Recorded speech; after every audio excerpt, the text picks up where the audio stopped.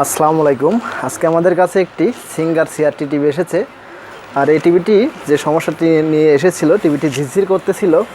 তো আমরা টিভিটি খুলে দেখতে পেয়েছি এই টিভিটিতে এই যে চ্যানেল বক্স থাকে, এরকম চ্যানেল বক্সটি আসলে বজ্রপাতের কারণে দাগ পড়ে নষ্ট হয়ে গিয়েছে। তো চ্যানেল বক্সটি আমরা চেঞ্জ করেছি। চেঞ্জ করার পর এক ধরনের সমস্যা দেখা দিচ্ছে। দেখুন, ছবির মাঝ দিয়ে এক ধরনের ঢেউ যাচ্ছে, মনে হচ্ছে আর একটা ছবি ভেসে আসতেছে, এরকম অন্য একটি চ্যানেল, এক চ্যানেলের মধ্যে আরও একটি চ্যানেল আসতেছে, এরকম সমস্যা মনে হচ্ছে।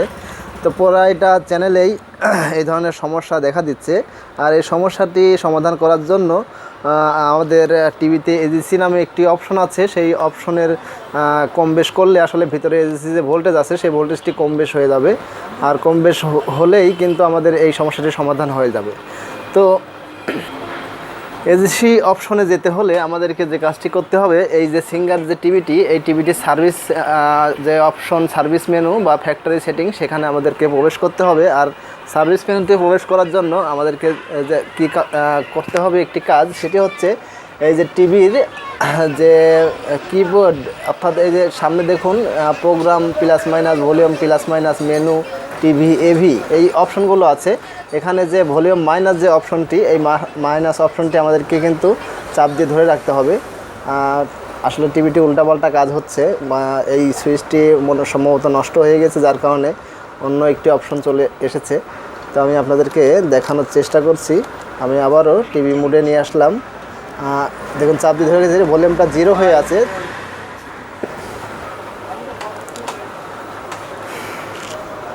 প্রথমেই ভলিউম মাইনাস অপশনটি আমি চাপ দিয়ে ধরে রাখতেছি। তারপরে এই যে রিমোটে ডিসপ্লে নামে যে অপশনটি আছে, এই যে এখানে ডিসপ্লে নামে একটি অপশন আছে। এই ডিসপ্লে, এই যে উপরের থেকে এই যে একটা এইটি রিমোট, এই রিমোটের এখানে ডিসপ্লে নামে অপশন আছে। ডিসপ্লে বাটনটি চাপ দিয়ে ধরে রাখতে হবে। আমি মাইনাস বাটনটি চেপে ধরে রাখতেছি টিভির কিবোর্ডে এবং রিমোটের ডিসপ্লে বাটনটি চাপ দিচ্ছি। দেখুন, চাপ দেওয়ার পর আমাদের কিন্তু ফ্যাক্টরির যে চার্টটি, সেই চার্টটি চলে এসেছে। ফ্যাক্টরির চার্টটি চলে আসার পর এই যে 1 নাম্বার, 2 নাম্বার, 3 নাম্বার, 4, 5, 6, এগুলো যে নাম্বারে চাপ দিবেন বা আমরা দেব, সেই চার্টটি কিন্তু চলে আসবে। আমি আপনাদেরকে দেখানোর চেষ্টা করছি। এই যে 1 নাম্বার চাপ দেওয়ার পর 1 নাম্বার চার্টটি এসে গেছে। 2 নাম্বার চাপ দেওয়ার পর 2 নাম্বার চার্টটিতে কিছু দেখাচ্ছে না। 3 নম্বরে একটি চার্ট এসেছে, 4 নম্বরে একটি চার্ট এসেছে, 5 নম্বরে আর একটি চার্ট এসেছে, 6 নম্বরে আরও একটি চার্ট এসেছে, 7 নম্বরে আর একটি চার্ট এসেছে। তো 7 নম্বরে যে চার্টটি আমি দেখতে পাচ্ছি RF-AGC 2B এখানে লেখা আছে। তো এই RF-AGCটি আমাদের কাজ করতে হবে। আমি এই যে টিভির ভলিউম প্লাস মাইনাস, এখানে চাপ দিয়ে কিন্তু এজিসির কাজটি আমি করব। আমি মাইনাস করে দিচ্ছি। দেখুন, মাইনাস বাটনটা আমি চাপ দিচ্ছি, লেখা কিন্তু চেঞ্জ হচ্ছে এবং আমাদের টিভিটি কিন্তু ক্লিয়ার হয়ে যাচ্ছে।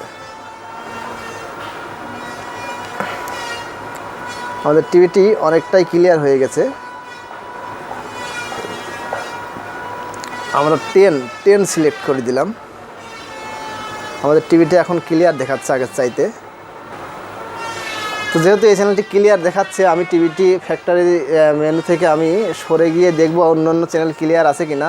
আর ফ্যাক্টরি মোড থেকে চলে যাওয়ার জন্য এই যে টিভির যে রিমোটের যে পাওয়ার বাটন আছে, এই পাওয়ার বাটনটি আমি চাপ দিচ্ছি। টিভিটি অফ হয়ে গেল। আবারও আমি পাওয়ার বাটনটি চাপ দিয়ে টিভিটি অন করে নিলাম। দেখুন, ফ্যাক্টরির যে চার্টটি ছিল সেই চার্টটি চলে গেছে। এখন আমি চ্যানেল চেঞ্জ করছি। এখন কিন্তু আমার প্রায়টা চ্যানেলই ক্লিয়ার আছে। উপরের দিকে কিছু চ্যানেল ঝিঝির আছে, আমার এখানে ডিশ লাইনটি একটু প্রবলেম। তো নিচের দিকে আমি দেখতে পাচ্ছি প্রায় সব চ্যানেলই ক্লিয়ার আছে।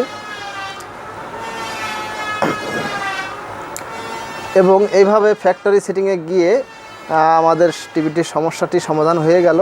আশা করছি আমি আপনাদেরকে বোঝাতে পেরেছি কিভাবে আমি সমস্যাটি সমাধান করলাম। আর এইভাবে যদি কাজ করেন, ফ্যাক্টরি সেটিংয়ে গিয়ে আরও অনেক ধরনের সমস্যা সমাধান করা যায়। যেমন টিভিতে যদি এই যে পর্দাটি ছোট হয়ে যায় বা বড় হয়ে যায়, এই ধরনের কাজগুলো কিন্তু ফ্যাক্টরি সেটিংয়ে গিয়ে সমস্যা সমাধান করা যায়।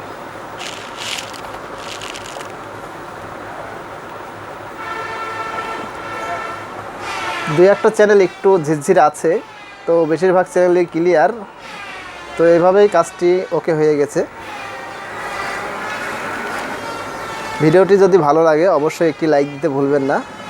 আর এ ধরনের ভিডিও প্রতিনিয়ত আমি দেওয়ার চেষ্টা করছি, আপনাদেরকে দেখানোর চেষ্টা করছি। যদি আরও ভিডিও দেখতে চান অবশ্যই সাবস্ক্রাইব করে আমাদের চ্যানেলের সাথেই থাকুন। আজকের মতো এখানেই বিদায়, আল্লাহ হাফেজ।